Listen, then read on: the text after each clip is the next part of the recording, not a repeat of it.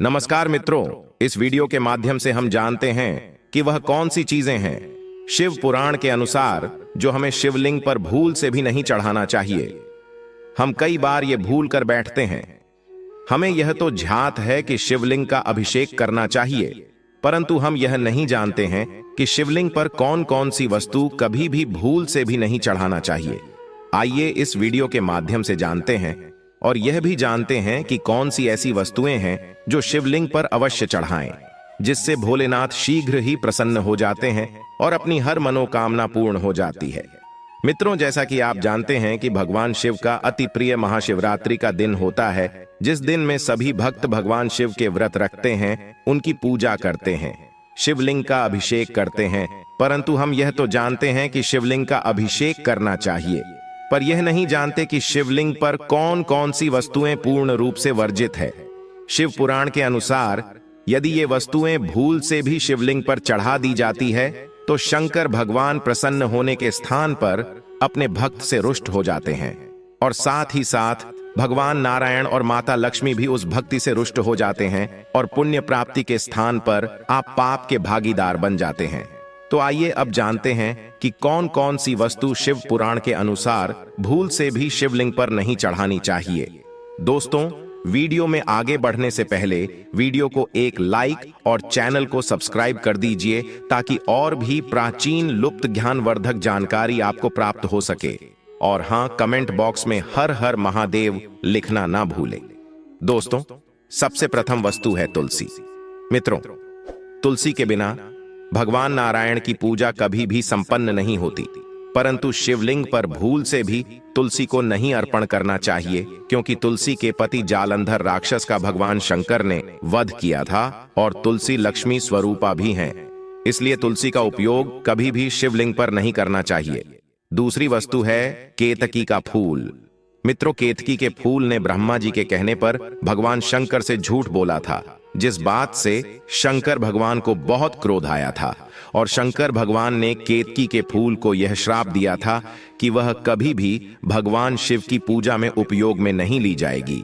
इसीलिए भूल से भी शिवलिंग पर केतकी का फूल कभी नहीं चढ़ाना चाहिए। केतकी का फूल शिवलिंग पर चढ़ने से आप पाप के भागीदार बन सकते हैं। दोस्तों, तीसरी वस्तु है नारियल का पानी। नारियल तो भगवान शिव पर अर्पित किया जाता है, परंतु नारियल के पानी से शिवलिंग का अभिषेक करने से धन की हानि होती है। इसीलिए भूल से भी आपको ऐसी गलती नहीं करनी है। दोस्तों, चौथी वस्तु है शंख मित्र। शंख से अन्य देवी देवताओं का अभिषेक किया जा सकता है, परंतु शिवलिंग का अभिषेक कभी भी शंख से नहीं करना चाहिए, क्योंकि पूर्व काल में भगवान शंकर ने शंखचूड़ नामक राक्षस का वध किया था और उसी राक्षस से उत्पन्न हुआ था शंख। पांचवी वस्तु है टूटे हुए चावल। चावल तो भगवान शंकर को अति प्रिय है, परंतु कभी भी टूटे हुए चावल शिवलिंग पर नहीं चढ़ाना चाहिए। इससे शंकर भगवान रुष्ट हो जाते हैं। इसीलिए हमेशा चावल के दाने पूर्ण होने चाहिए। अगली वस्तु है हल्दी और सिंदूर। हल्दी और सिंदूर का कभी भी शिवलिंग पर उपयोग नहीं करना चाहिए, क्योंकि यह दोनों सौंदर्य को प्रकट करते हैं और शंकर भगवान हमेशा भस्म को अपने शरीर पर रमाए रहते हैं। भगवान शंकर सौंदर्य को बिल्कुल भी पसंद नहीं करते और सौंदर्य पदार्थों को कभी ग्रहण नहीं करते हैं। दोस्तों, हल्दी का प्रयोग माता पार्वती के पूजन में किया जा सकता है। श्रृंगार के सामान में भगवान शंकर पर केवल एकमात्र इत्र का प्रयोग किया जाता है। तो मित्रों, यह वह वस्तुएं थीं जो भूल से भी शिवलिंग पर कभी भी नहीं चढ़ानी चाहिए। अब उन वस्तुओं के बारे में जानते हैं जो भगवान शिवलिंग पर अवश्य चढ़ाना चाहिए, जिससे भगवान शंकर शीघ्र बहुत प्रसन्न होते हैं। और साथ ही यह भी जानते हैं कि कौन सी वस्तु को चढ़ाने से क्या पुण्य प्राप्त होता है। सबसे पहली वस्तु है जल। मित्रों, भगवान शंकर को जलधारा अति प्रिय है। जल से भगवान शिव का अभिषेक करना चाहिए। जल से भगवान शिव का अभिषेक करने से स्वभाव में सौम्यता और शीतलता आती है। दूसरी वस्तु है दूध। दूध से भगवान शिव का अभिषेक करने से लंबी आयु की प्राप्ति होती है और संतान का सुख प्राप्त होता है। इसीलिए दोस्तों, शिवरात्रि पर शिवलिंग पर दूध का अभिषेक करना चाहिए। अगली वस्तु है दही। दही से भगवान शिव का अभिषेक करने से स्वभाव में गंभीरता आती है। कुछ लोग हर बात को मजाक में लेते हैं। ऐसे लोगों को भगवान शिव का अभिषेक करना चाहिए। दोस्तों, शहद। भगवान शिव को अति प्रिय है। शहद से शिवलिंग का अभिषेक करने से बीमारियों से मुक्ति प्राप्त होती है और स्वभाव में भी मधुरता आती है। अगली वस्तु है चंदन। यदि चंदन का लेप भगवान शिव पर किया जाए, इससे लक्ष्मी जी बहुत प्रसन्न होती हैं और घर में लक्ष्मी की कृपा प्राप्त होती है। मित्रों, अभिषेक करने पर भगवान शिव अत्यधिक प्रसन्न होते हैं और अपने भक्त को मुंह मांगा वरदान देते हैं। अगली वस्तुएं चावल।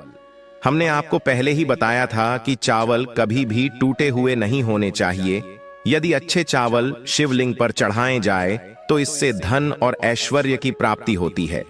अगली वस्तु है बिल्व पत्र। यदि किसी का विवाह में देरी हो रही हो, उन्हें भगवान शिव पर बिल्व पत्र अर्पित करने चाहिए।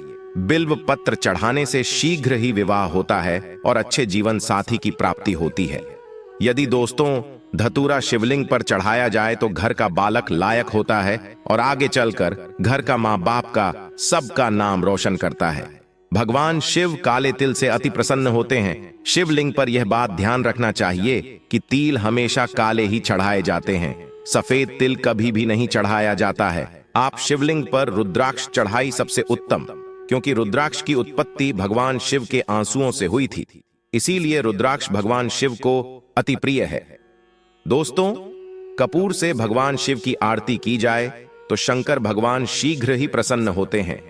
और यदि किसी बीमारी से मुक्त होना और बीमारी का नाश करना हो या अकाल मृत्यु का भय किसी के मन में हो तो उन्हें साथ ही में महामृत्युंजय मंत्र का जाप करना चाहिए। महामृत्युंजय मंत्र से आयु की वृद्धि होती है, लंबी आयु प्राप्त है। मार्कंडेय जी ने महामृत्युंजय मंत्र से सिद्ध प्राप्त करके ही अमरता का वरदान पाया था।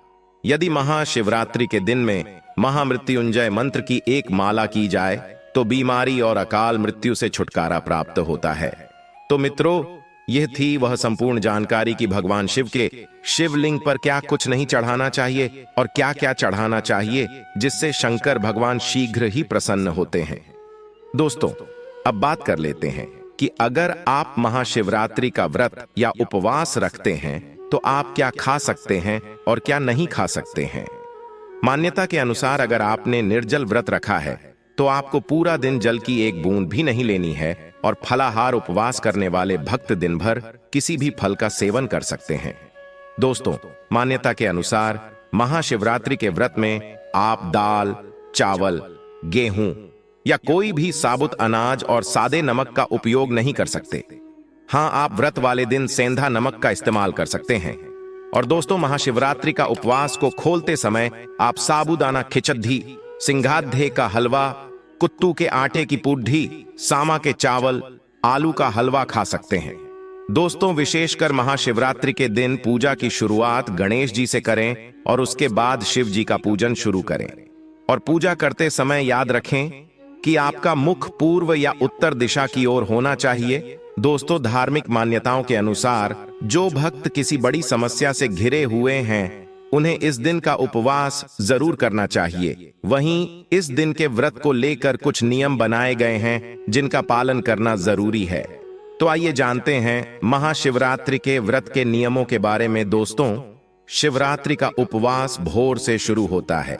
व्रत का समापन अगले दिन पारण समय के दौरान ही करना चाहिए और महाशिवरात्रि व्रत के दौरान ब्रह्मचर्य के नियमों का पालन करना चाहिए।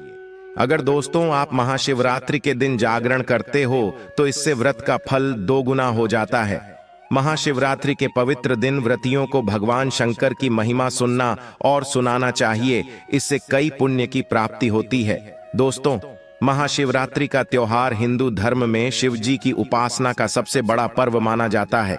मान्यता है कि इस दिन सच्चे मन से जो भक्त शिव जी की पूजा करते हैं उनसे शिव जी प्रसन्न होकर उनकी हर इच्छा पूर्ण करते हैं। भगवान शिव बहुत भोले हैं।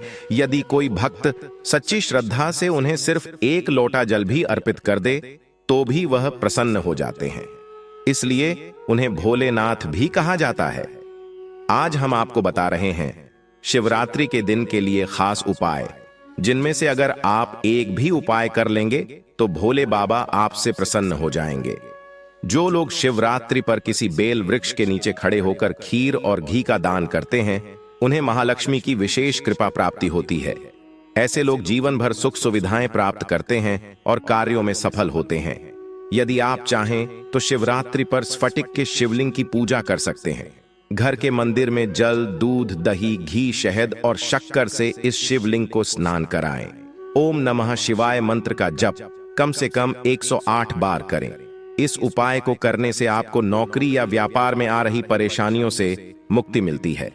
दोस्तों, यदि आपको यह प्राचीन जानकारी अच्छी लगी हो तो चैनल को सब्सक्राइब, लाइक अवश्य कीजिए और हाँ, इस वीडियो को आगे भी शेयर कीजिएगा, क्योंकि बहुत से लोग यह नहीं जानते कि शिवलिंग पर क्या नहीं चढ़ाना चाहिए और इसी गलती के कारण भगवान उनसे रुष्ट हो जाते हैं। आज के वीडियो में बस इतना ही। धन्यवाद।